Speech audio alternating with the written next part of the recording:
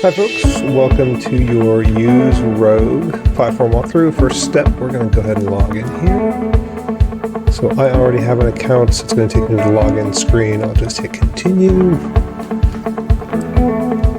And then we're going to come to the dashboard. Now, if you are new to Use Rogue, the first thing you need to do is come down here and create your organization. If you're brand new to the platform, or if you're setting up a new organization for a business unit or a product or service line that you haven't provided to customers before, you can just hit create an organization, go ahead and name it My New Demo Org, right? Creates a unique URL, and we'll go ahead and create that organization, okay? Now, once I've created that organization, what I can do is I can then go manage my organization, and in manage my organization, I can do things like add other people to the organization. So I can invite other users,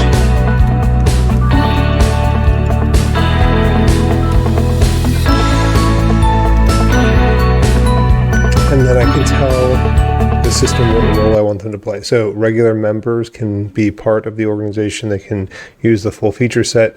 Administrators can add and remove people to the organization. Now, this is very important because sometimes you don't want everybody in the org to have access to adding other members. Okay, so I'm just going to make him a member, and I'll send the invite. Now, it's important to note that if you invite a member to the organization, they have to go to the email they receive, confirm and accept access to that organization in order for them to actually have access. So it's really a two-step process. Okay, and over here in settings, I can also I can change the name of the organization if I want to. Okay, I can also add and remove members, right? So I can, in here in the invitations area, I can remove folks, right? I can revoke that invitation. Okay, so you can very quickly modify who is part of your org. Okay, now that I've created a brand new organization, I really need to set up my organizational baseball card. Now I can do that right here. See, the system prompts me to create that baseball card. And I want to do that. The baseball card gives the company, or gives the system, the persona of your company, right? It gives you, maybe you do a DBA, a doing business as. Maybe I don't go by userogue.com. Maybe I just go by Rogue. And when I talk about the company in my proposals, I want it to refer to me as Rogue rather than userogue.com. Okay, so I can set up my company nickname, right? And then I can go to creating my baseball card here. So I'm going to enter edit mode, and I can do two things. I can either paste my content directly in here into this window, or I can paste some content into this chat interface, or I can just prompt the chat to give me content that I need. So I can say something along the lines of, userogue.com is a high-powered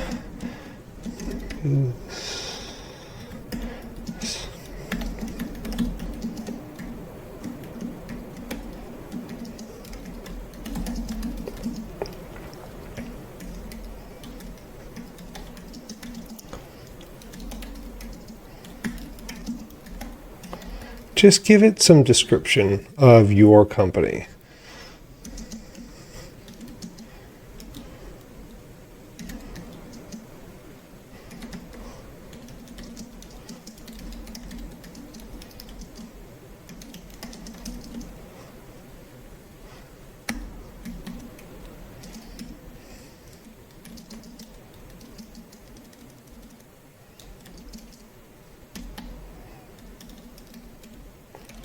Throw in maybe some of your set-aside personas, like veteran-owned, economically disadvantaged, women-owned small business, those types of things.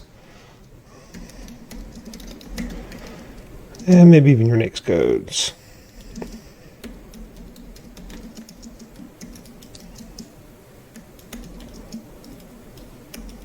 Okay. And then we'll see what the AI can give us for that.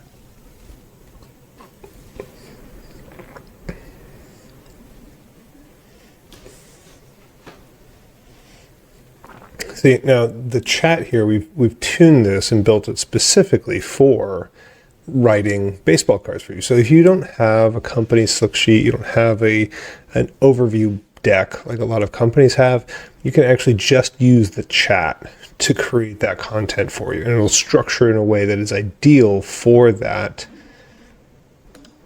baseball card section. So I'm just going to copy that. I'll drop it in here, put my name in here.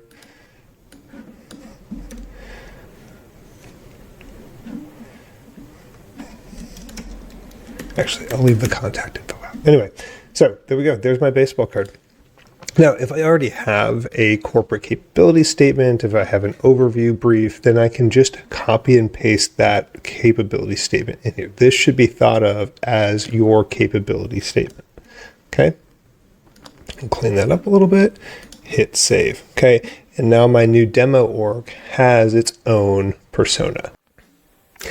Now that I have my baseball card set up, we're also going to set the tone of voice settings for this particular organization. So if I am writing, say, highly technical proposals in one organization, maybe that's my science and technology organization, but I'm writing, say, services contract proposals or custodial services or other types of proposals that perhaps don't need a master's degree level tone of voice, we can go ahead and adjust the grade level setting, right? So I can make this sound very highly educated, uses a lot of complex words, which those scientists who read science and technology proposals might want to see, right? So all the way up at the 16th grade level. If I'm writing a business financial services and support proposal, I typically bring it down to about a 10 or 12 grade reading level, just because it makes it more readable. You don't have to wrestle over large SAT words. Same thing goes for active and passive voice. The sentiment, if you want it to be very sort of positive about how it's writing and how it's writing about your company, you can push that up. If you want it to be more plain or objective, you can pull that down. Same thing goes with subjectivity and objectivity, concreteness, abstractness, complexity of the tone of voice. So if you want the sentences to be very complex, you can kick that up or you can pull it down. Okay, so you can tailor your tone of voice to your company. Now, for me, I have kind of two settings that I work with, right? I do services and support contract proposals, and I do science and technology, far forward software and engineering. So if I'm going to write a science and technology proposal, I typically pull this grade level all the way up. So it uses all the $50 words. I will make the active voice very high. Okay. I'll make the sentiment about even. Objectivity, I'll make it very, very objective. So 1 being completely objective, 10 being completely subjective. I'll make it very objective. I'll make it very abstract. Oh, yeah. And I'll kick the complexity all the way up. Okay. Now, that creates a very sort of dense, technical writing style that is very objective. It's talking about it also gets very abstract in the way that it writes. So it can be kind of wide-ranging, and it writes very complex prose. Okay, if I'm going to write a services contract, right, I'm writing for business financial managers, I'm going to bring that grade level down because nobody needs to read $50 words if we're talking about professional services, right? How are you going to deliver the services to me? We can bring that grade level down. Just use plain language to tell me what you're going to do for us. I'm also going to bring the active passive down because I want the AI to have a little bit more creativity in how it writes about how we're going to provide the services. Sentiment's going to go a little bit up because I want it to be positive. I want it to be very pro my company when it writes. I'm also going to bring the subjectivity up because I want it to be a little bit subjective about how it writes. I want it to really be positive about how it writes about my company. I'll bring the concreteness and abstraction down. I'll also bring the complexity down. Okay. So that's kind of how I write a services contract. Now you might need to play around with the settings to get exactly the type of tone of voice that matches yours, but this is this is a pretty good starting point. Okay, so again, I'm going to hit save, and that completes our organizational setup. The next most important thing you need to do when you're setting up your organization for the first time is you need to load content into your data shelf. Coming to the data shelf, pretty straightforward. You can simply select a document, and I will upload perhaps some old contracts. Right, I'll add a contract in there. I can contextualize that document as whether it's maybe a document related to a proposal, could be a resume. I'm going to pick this as past performance so that it indexes it and uses the content in that document as something that I've done before. So the statement of work in that contract, those types of things will be treated as something I've already done. We'll pick up some other documents in here. Yeah, old proposal. Right, again, I'm going to keep that as past performance, throw that in there. And you can see it's pending because when you upload a document into Rogue, it actually takes all of the content, it extracts it using natural language processing, and then it embeds it into a database called a graph database. So we can do machine learning with that content. So it's actually processing that data and embedding it into that database. Now, you can add as many documents as you want. We often get the question of, if I don't have past performance, maybe I'm new to government contracting, I don't have a lot of old proposals or old contracts or anything like that. What can I do? And is the system still going to work if I don't have this body of work to back up my proposal? And the answer is yes. Okay. You don't necessarily have to have these documents in order for the system to write for you. It's still going to massively accelerate your writing process. What uploading these documents does is it allows the AI to write the way you already write. It writes about things that you have already done. So it provides that knowledge to the system so that you don't have to write it by hand. Now, if you've never done anything before, you simply have to provide some of that information, some of your proposed approaches. You have to do that for the first time, which is perfectly fair. Now you'll see in the time that I've been talking, the system finished processing those documents and has them uploaded into the system.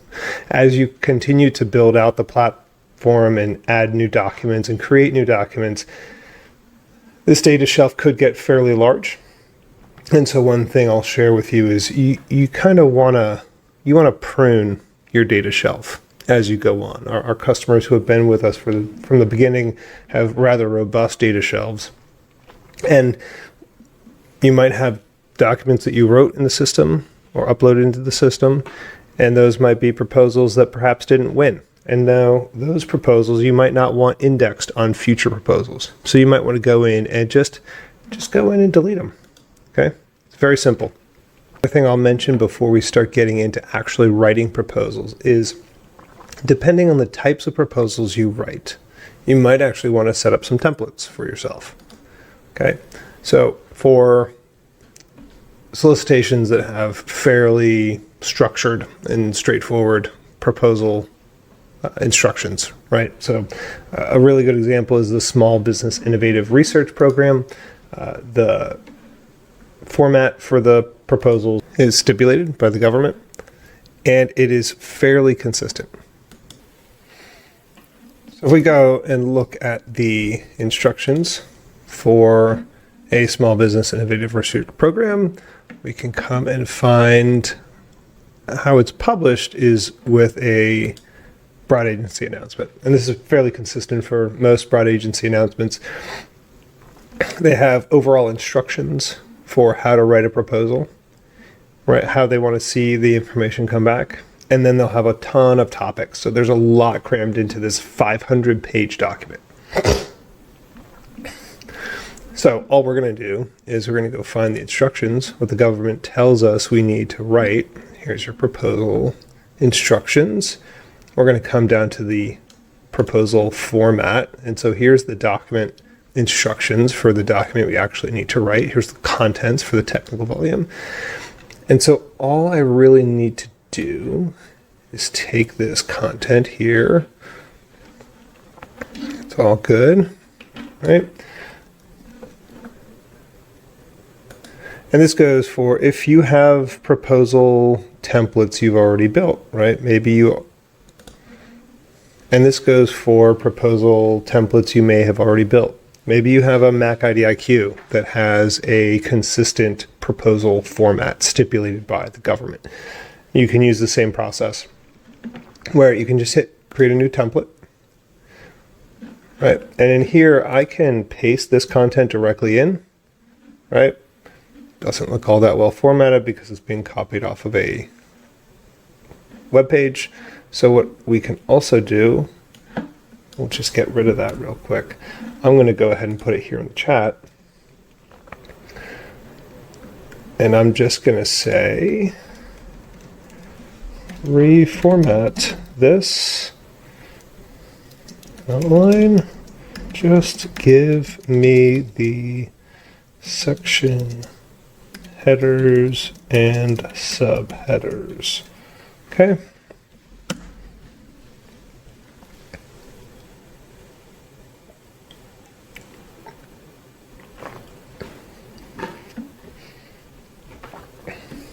And so the AI, like every other GPT, is going to take the content that I gave it and it's going to do as I asked. And it's going to pull out the headers for that outline, which is really all I need.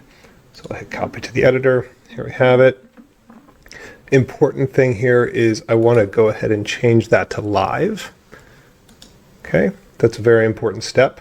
And let's go ahead and name this. Let's call it SBIR Phase 1 Proposal. Okay, great. Now, let's get down to the bread and butter. Let's go up to our dashboard. You can see I don't have any proposals yet, so let's start writing a proposal. So we're going to write our first proposal.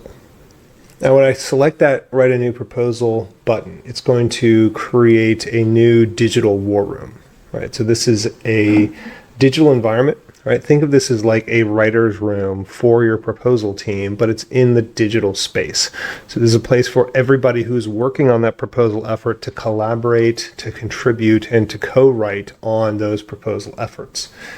Now, the first thing we're going to do is we're going to go ahead and name this. So let's call it MCIT contract.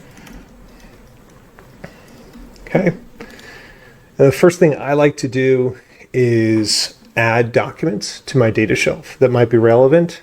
Okay, so you have an overall organizational data shelf that's open to the entire organization.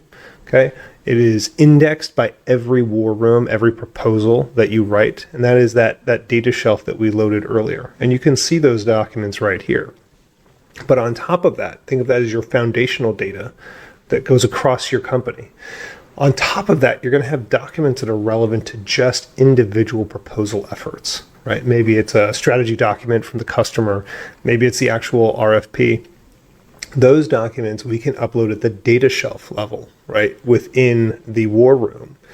And what that does is it prevents that document from going into your overall organizational data shelf and prevents that document from kind of polluting your company level data. It stays within just the context of that proposal effort. So let's do that. So we can upload a document. Now you'll notice once I upload that document within the war room level data shelf, it selected this reference document. And this is unique to the war room level data shelf.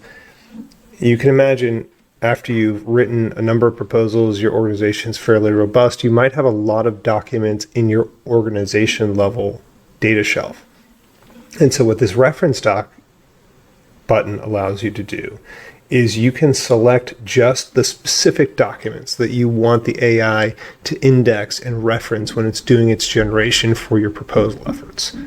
Now, as soon as you select one of these buttons, the AI is only going to index those documents that are selected. So you need to be careful. If you wanted to index all of the documents in your war room level data shelf and your organization level data shelf, then you need to have all of these unselected.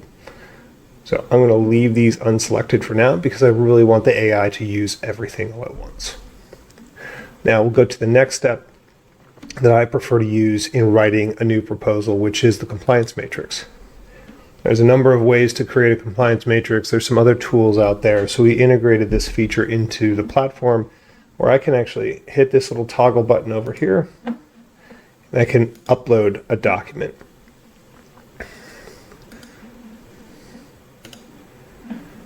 And I'm just going to create that compliance matrix.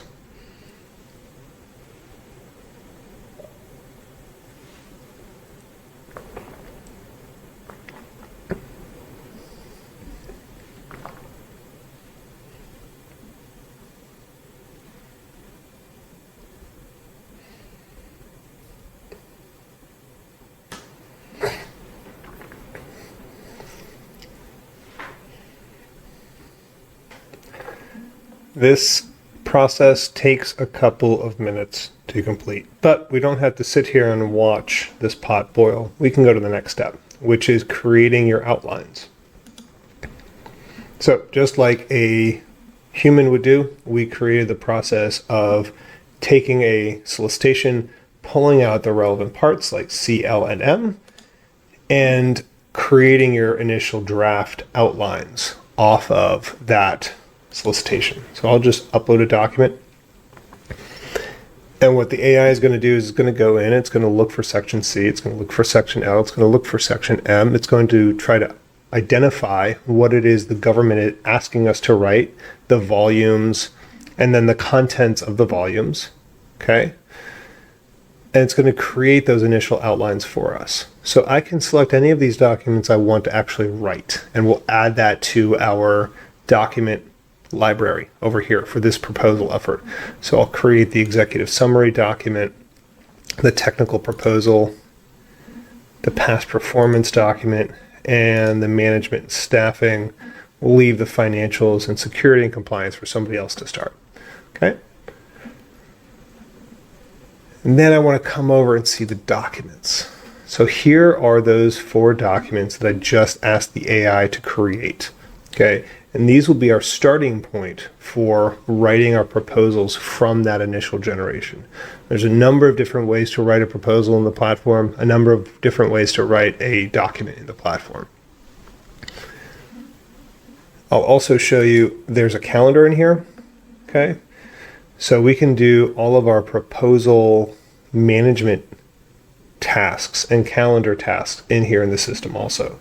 So for instance, perhaps I want to put in things like red team. Let's go ahead and schedule our red team review right now at the beginning of the proposal effort.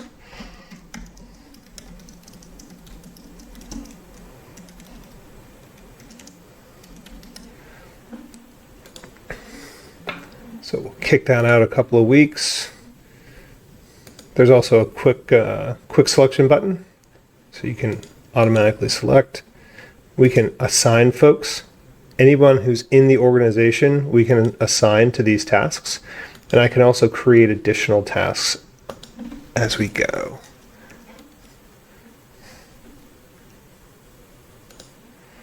Okay, so we'll hit save there. Maybe we want to add in the pink team. Okay. I want to do that in a week. Cool. Save. Let's do pink team recovery.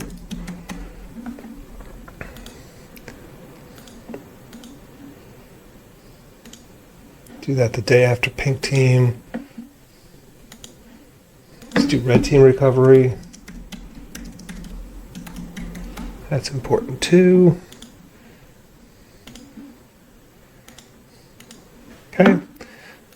then you can see here's my tasks that are already set up in the system. And there's additional functionality for the tasks that we'll touch on later. Okay. You can see in the dashboard, the tasks also show up here. So as you create tasks, assign them to users, you can select those tasks as in progress, in review, done. So if you're managing your proposal team, you're managing your proposal effort, you can do all of that management right here in the system.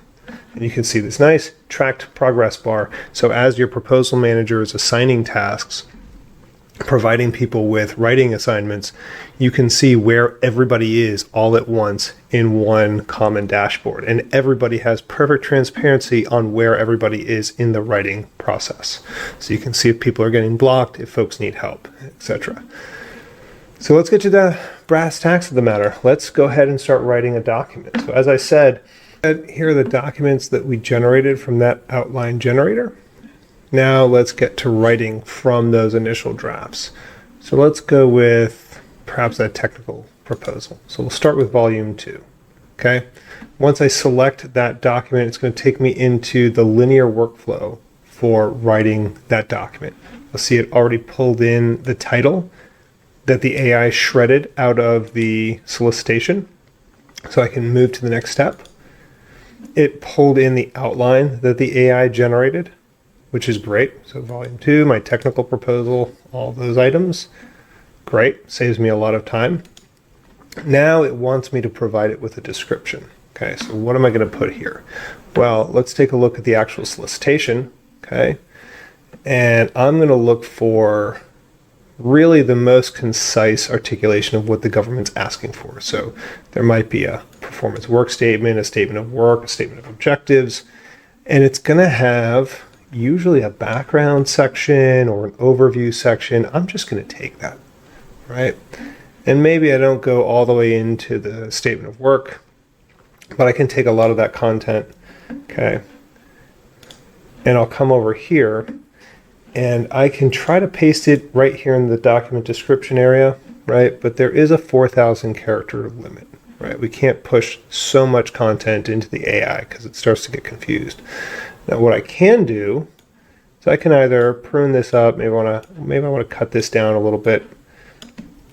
I can do that, but look, it's still over 4,000 characters. It's going to take time. So I can pull it all the way down to maybe just the background paragraph. That'll fit. That's great. Perfect. Or I can come over here into the chat and I can paste that content directly in. I'm just going to paste it in just like I did over here, right? And I'll hit enter. And again, just like the templates, we created a custom GPT for writing your description paragraph. And so the AI is going to take what I gave it from that solicitation. It's going to crunch it down. It's going to find just the most important, most relevant content within that section. It's also going to generate my win themes for me, which are super important. Okay, and I'm just going to copy that directly in. Boom, done. So I don't have to go in and weed it out. I don't have to, work with it. It's already under the 4,000 character limit. And then I'm just going to hit next. I'm going to go ahead and review this, make sure I'm comfortable with everything. And a very important step, I'm going to select deep dive. Everywhere you see this toggle throughout the platform, that tells the AI whether or not you want it to index your data shelf. Sometimes you do, sometimes you don't, but for an initial generation, I want it to index off of my data shelf.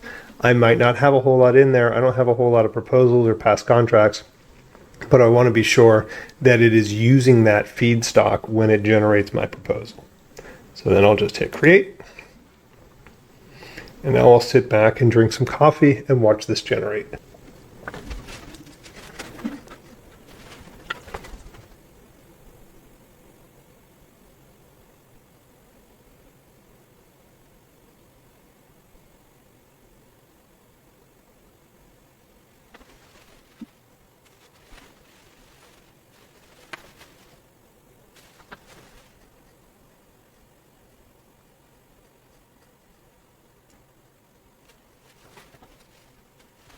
Okay, here we are, and the outline initial draft is written. You can see it took all of the headers and subheaders that I gave it in that outline to write my content. Okay, it's a fairly comprehensive draft. If you're trying to go straight from zero into getting to Pink Team, this initial generation is a really, really good start. Okay, so from here, let's talk about some important features. Number one is the Smart Bar. So as soon as I select some text, you'll see this Smart Bar pop up over top. Has a number of important tools on it. So number one, let's lengthen some text. So I can type something in here. Let's say,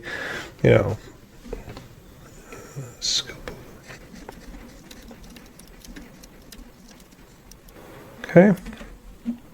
Now, do I really want to have to write all about cloud first approaches, Scrum Agile, DevSecOps, or even, frankly, fix my spelling? Not necessarily. So I'll hit lengthen text. And what I can do is I can avoid writing full sections of text. I can just focus on the core ideas, the core concepts, really the differentiators that make my company special. The things that the government is going to look at and say, oh, that's the right way to do that. That's what we want.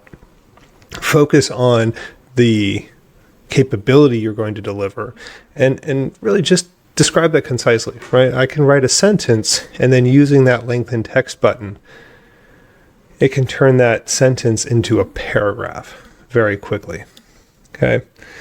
And so if you're trying to get from, again, zero to Pink Team or from Pink Team to Red Team, particularly, this is important and this is potent if you have maybe technical folks, maybe your program managers that work on site or your engineers who are focused on building product, and you're having them help you write the proposal. They don't need to write full sections of text. They can give you 5 or 10 bullet points. You can paste those bullet points directly into the platform, and using that lengthened text, the AI uses the contents and the semantics of that individual sentence and creates a robust paragraph, a whole section of content that is relevant to what was said, which is fantastic. Now, the inverse of that is, oftentimes we write 10 to 50% more than we need for page count, and then we cut down, right? You want to get a lot of words on the page, and then you want to cut out the low value words. And so we created a tool for that as well.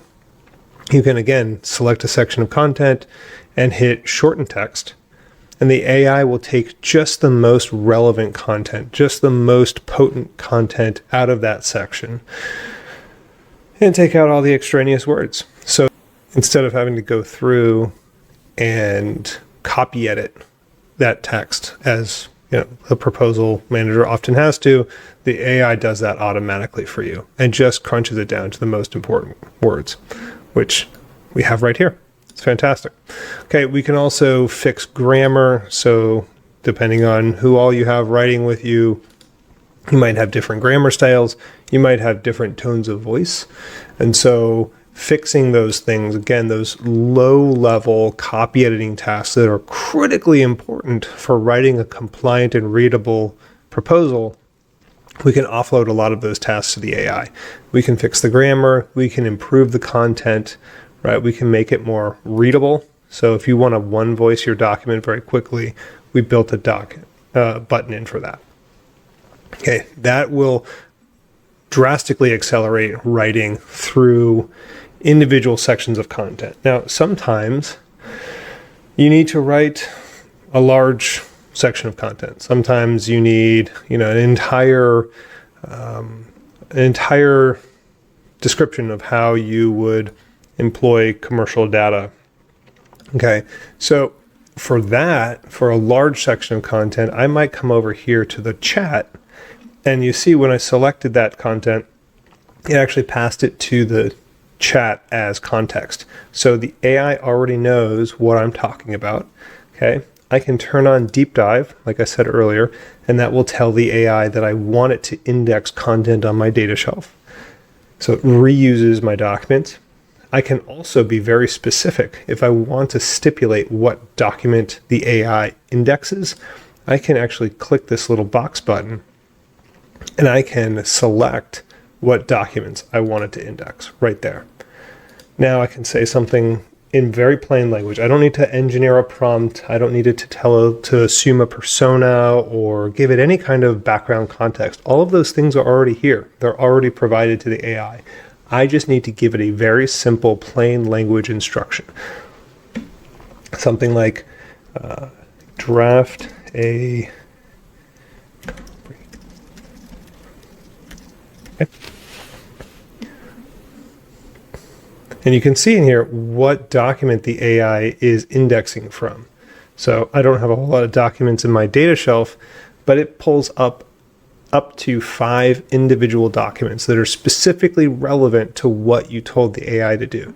It takes the contents and the semantics of that content you highlighted along with the instruction that you gave it, and it searches all the documents in your data shelf to find ones that are relevant. And then it takes that content and reuses it, remixes it into the content it generates. And then I can just hit copy to editor and it'll bring that directly in. And I can edit all this text. Maybe I want to just make it all normal. There's a fully featured text editor interface. Okay. And see, I've created this content. I can come in here and if I want to, I can just lengthen the text. I can continue to build and build and build. It's a great technique. Now, some other tools we have in here is the suggested content. So up here, hit this little drop down. The AI has a running track of what you're writing and what it thinks you ought to be writing about next. Okay, so perhaps I need to write a detailed step-by-step process for how we're going to do the analysis and data services. And I can directly instruct the AI directly off of that suggested writing. I can tell the AI, okay, great. This is what you think I ought to write. Write it for me. And it'll go ahead and generate that content for me. So if you're new to the proposal writing process or you're not sure what to write next in your proposal, maybe you're waiting for a document back or a section of content back, you can pull up some of these suggestions and very quickly generate content directly from them. And again, I can drop this right in here, copy to the editor.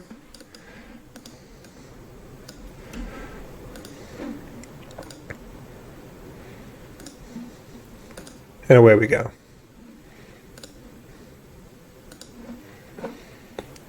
Okay, another potent tool is we talked about the compliance matrix previously, right? We generated a compliance matrix at the beginning.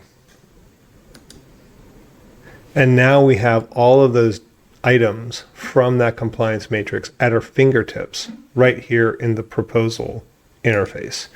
And so if you very quickly want to go from zero, right, from a blank page to a compliant proposal document, the best way to do that is just to start building out your compliant content.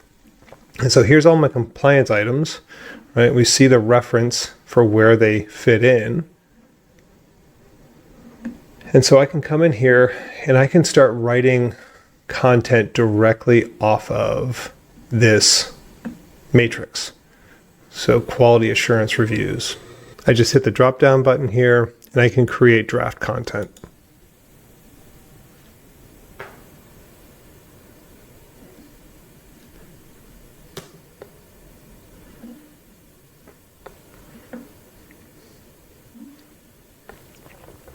I can also check the document for that specific compliance item.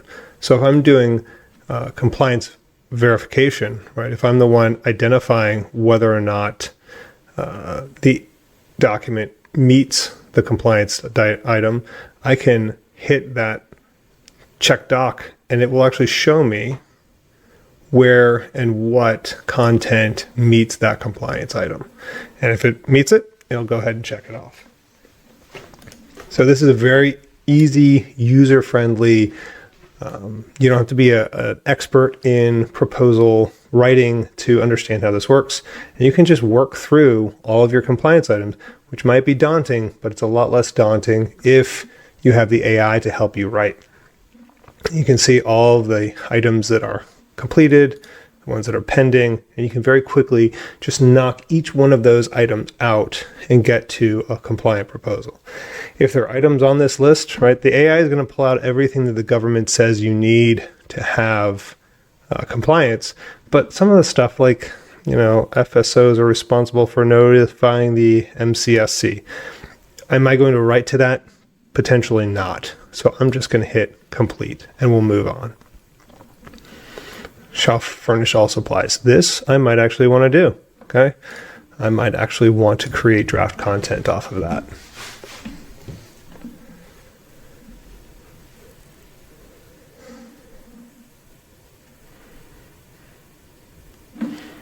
And now it's up to me to decide where I want to put that. So I'm probably going to put it in project management.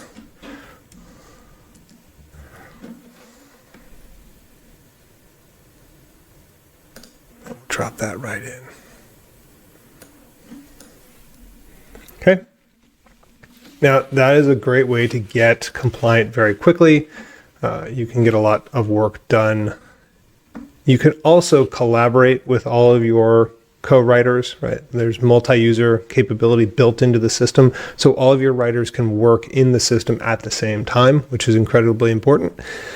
The other thing we have in here, so moving to say pink team, red team, white team, gold team, we can assign tasks to proposal writers. So everybody in the organization can come in here and make their comments and edits. So if we're doing a pink team markup, we can say this content needs to be more technical. Okay, we can make that comment right there, marks it right up. So everyone can see it. Everybody on the team can see these markups and can see these comments. If I'm the proposal manager, I can come in here, I can select that comment and I can actually assign that as a task. Right, so there's the title of the comment. Okay. There's the description. That's the actual content that was selected. I can pick a due date. It needs to be done tomorrow. And I can assign someone who needs to get that done. And I'll hit save.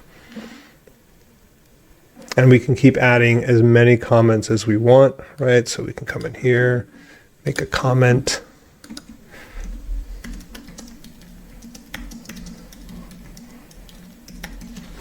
Again, create that comment, turn that comment directly into a task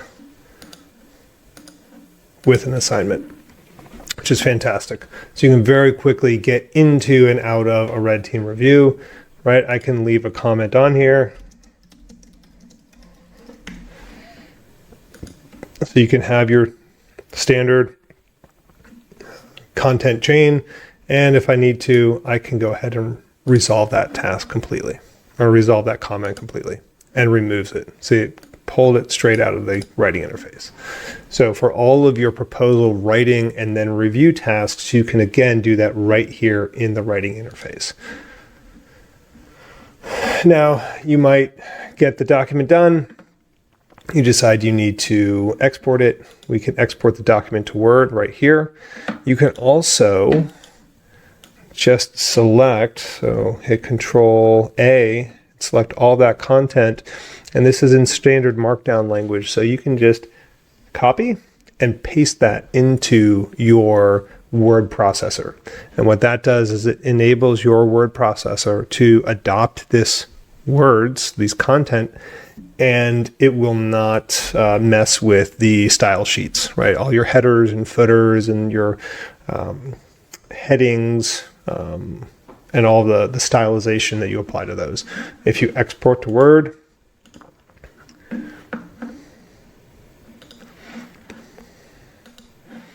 it's going to look like just plain text, and you're going to have to apply all your styles to it, which is what it is. Okay. One last thing we'll show in here is snippets. So imagine You have a fairly robust proposal writing shop. You have maybe some boilerplate content, some shelfware content that you use fairly frequently in your proposal. Maybe it's the way you talk about your company, right? Your company overview. It could be a particular management approach. It might be an ISO 9000 process. You can add those snippets, right, as essentially shelfware. Okay, this is your boilerplate content, and those snippets are available to you right here in the snippets bar. And so you can have in your organization, and that those snippets are available to everybody in the organization, not just the war room. And so everybody in your org can then reuse that structured, standardized content and drop it directly in. So if you want to have structured content that you use consistently, we talk about certain things a certain way, you don't have to have that in like a boilerplate language library. You can have that library live and interactive and directly accessible right here in Rogue. Now let's pop back out to the war room. We'll talk about a couple of other things. So I'm just going to hit the Rogue button here. It's going to take me back out to the war room. You can see all of those tasks to include that editing tasks that we brought in during the review process. Say that's in review. And we'll say that's done. You can see my tasks are progressing. It's fantastic. Okay. Perhaps you don't want to write a document from an initial outline. Maybe you want to write a document from a proposal you already have in hand. Maybe it's a winning proposal that you want to reuse and just tweak. Maybe it's something you've been writing offline or was provided to you by a teammate, and you just want to bring that into the system. Well, we can hit blank document, and that'll take us to a blank document. I'm going to click over here and name this and say this is my new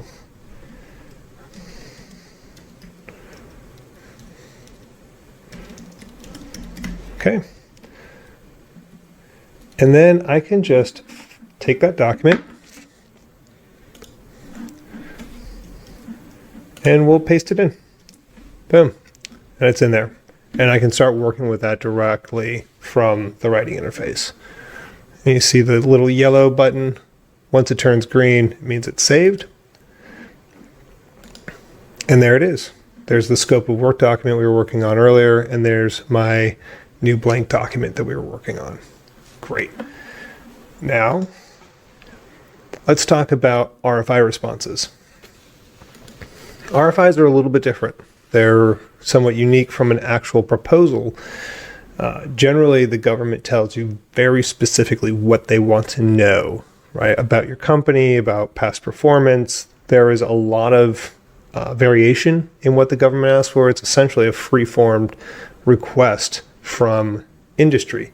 And so we created a particular workflow just for RFIs because we have to write a lot of RFIs. You have to write RFIs in order to get to RFPs, typically. So we're going to go in here and we're going to pick a RFI specifically. Here is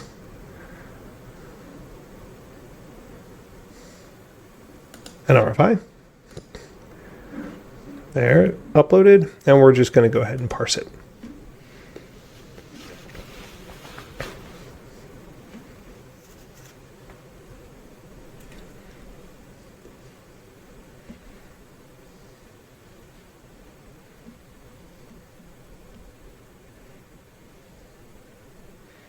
Okay, now the AI has taken all of the questions that the government put in that RFI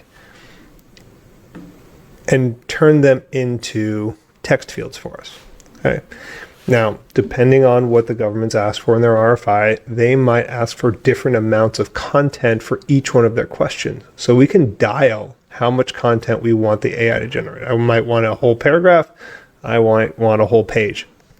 There's a lot of variation in RFIs, but here we have, how does your proposed solution address the problem listed above? So let's say our 3D drones enable deployable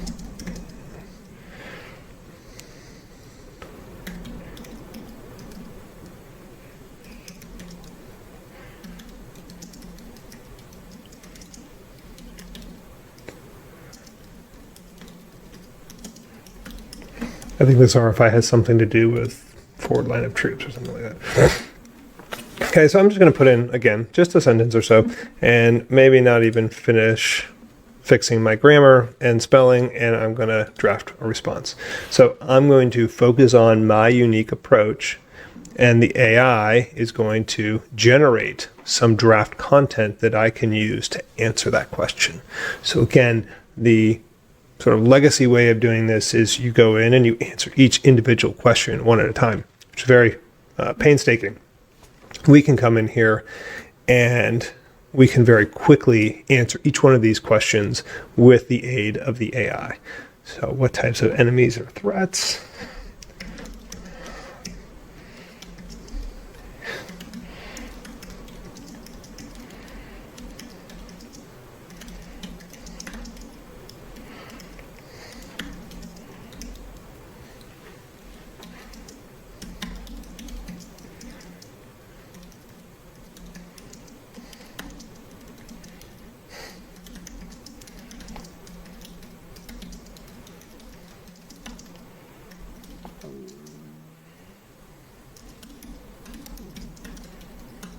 Right, again, I'm going to focus on just what it is I want to communicate, and then I'm going to offload the task to the AI of turning that unique approach into 4 paragraphs of content. And it's pulling from my baseball card to say that we use AI software, etc. We've worked with SOCOM. Again, this is my baseball card, so it's incorporating that content as we go. And I can answer each one of those 24 questions, right? And then drop me directly into a draft that I can very quickly finish, right? Here's all of the questions, here's all of my answers. All of the questions I haven't answered just come in here as questions with space for me to answer, right? And so I can very quickly go from an RFI to an RFI answer without having to spend hours and hours writing it by hand or copy and pasting it from old documents into new documents. And from here, right, it's all the same proposal writing tools. All this stuff is still applicable, right? I can still select this content and lengthen my text if I want to. I can still do the bulletized technical approach and select each sentence and turn them all into paragraphs. All those tools are still available.